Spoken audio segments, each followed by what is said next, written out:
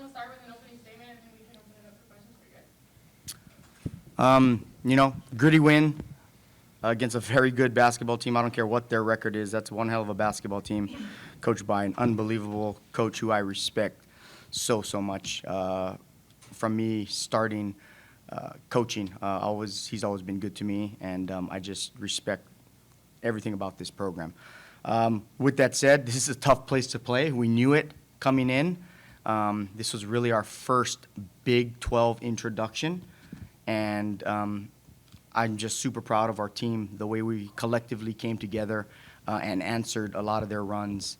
It wasn't easy, but we collectively did it, and again, I'm just proud of our team. For you, what was it like battling with Adi throughout the night? I think that was the toughest matchup I've ever had. That was actually very hard, the whole 40 minutes. She's a great player, but I think that was nice, a very good experience. How were you guys able to keep the momentum when Iowa State just kept making it a game? I think I've always said this about our program and about this group in particular. We're a very resilient group that's been tested over the years, and I just think that when these moments happen, we have a lot of experience, and we're blessed to have that, and I think they just rely on that. There's a calming effect that they have looking at each other and knowing we got this.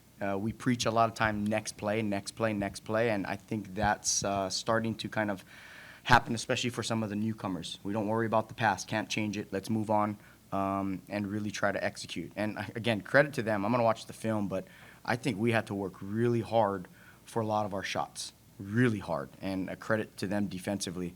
But we'll use that and grow from it.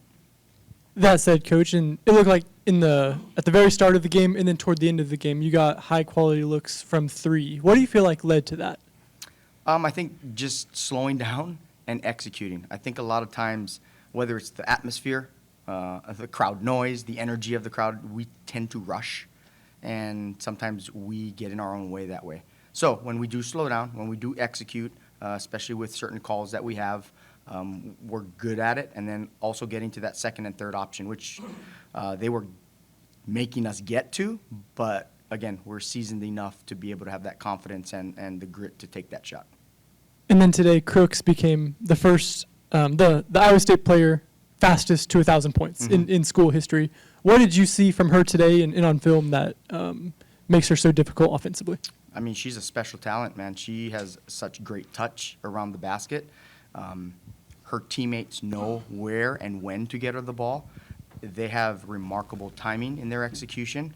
So all of that is near impossible to stop. Like, people are saying, well, how are you going to stop her? We're not. Unless we have the key to the locker room and we're going to lock her in a closet, that's how you stop her. You're not going to stop her.